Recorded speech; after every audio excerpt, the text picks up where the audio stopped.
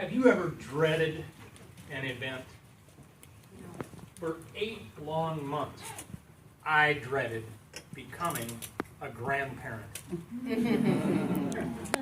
My beautiful daughter, Dee Dee, married a fine man named Chris.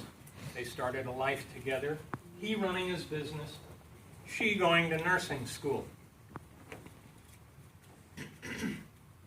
A couple years later, I received the call. Hello, Father dear. I have something important to say to you. I think perhaps you should sit down. I did not like the way it was going. Fellow Toastmasters, honored guests, when you receive a phone call that starts that way, hang up! Father dear, certainly you may have guessed that one day you might become a grandfather. I didn't like the where this was going at all. Dee Dee, honey, I am obviously extremely too young to be a grandfather. Why would you mention such an absurd thing? Because, Father dear, I am pregnant. I felt woozy, dizzy, and sick. Maybe I had morning sickness.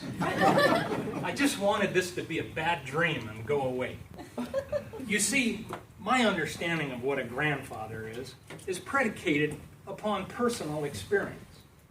I only had one grandfather, and from my earliest childhood memories, he had white hair and was really old. Furthermore, it never looked like he had a lot of fun, and I definitely was not ready to become him. Not yet. Now, at the time of this particular phone call, I was barely out of my teenage myself.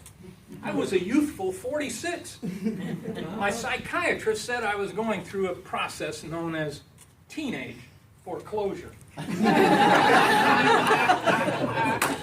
actual fact, I had heaped responsibility to myself at way too young of an age. But I had recently gotten rid of most of it. Now was the time for me to be the wild child I should have been in my 20s and 30s. I had no interest in becoming a decrepit old man. Not yet. Sure, maybe 40 years from now I'd want to bounce a baby on my knee. But right now, I just wanted to bounce babes on my knee. Dad, are you still there? Did you hear me? Honey, what wonderful news! Crap! I'm so happy for you and Chris. I'm going to strangle that kid. He's supposed to be building a business, not a family. Not yet. And what's with this? Don't they teach about birth control in nursing school anymore? My whole world and my view of myself in it came crumbling to the ground. Before the call, I saw myself as a teenager ready to sprint my way to adventure in life. This grandfather obstacle was really going to slow me down to a baby's crawl. This is not what I wanted. For 8 long months, I was depressed. I did not tell a single friend that my daughter was pregnant. I just couldn't get into it. This is not what I wanted. I told my daughter, Dee Dee, that I wanted this baby to call me Uncle Mark. I did not want to confuse anybody by being an impossibly young grandfather. As the birth approached, I drove to the kids' home in Irvine. Dee Dee had conveniently neglected to tell me that her beloved mother, my ex, would also be there. How not quaint. But in the delivery room, a couple miracles happened. First, the birth of my first grandchild. But let me tell you, the moment I saw that precious little baby, I fell so deeply in love with her that I forgot all about my other agendas and ambitions. I was a grandfather. I began calling all of my friends, telling them I'm a grandfather, and they all congratulated me profusely. A few said, "What, Dee Dee was pregnant?" Adding to my ecstatic mood was the enormous jealousy my ex's husband had when he found out that I was sharing the same home as his ball and chain. For a couple nights, Chris and my daughter spent the night in the hospital room with my new granddaughter.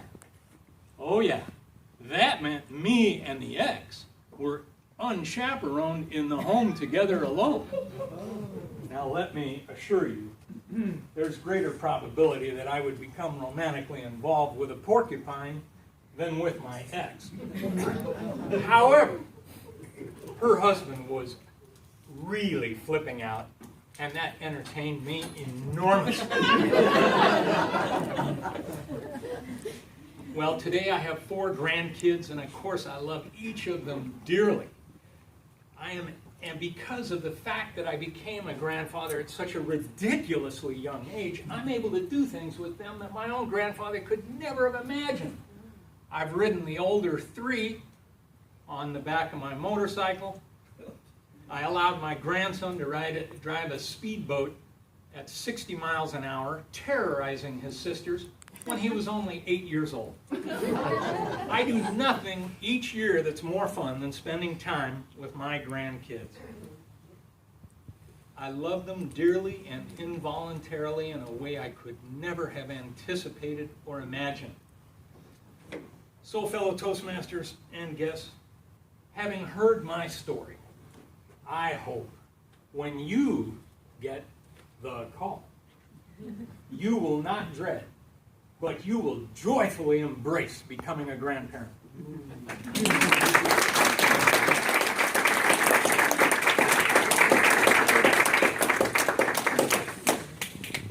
Minute of silence.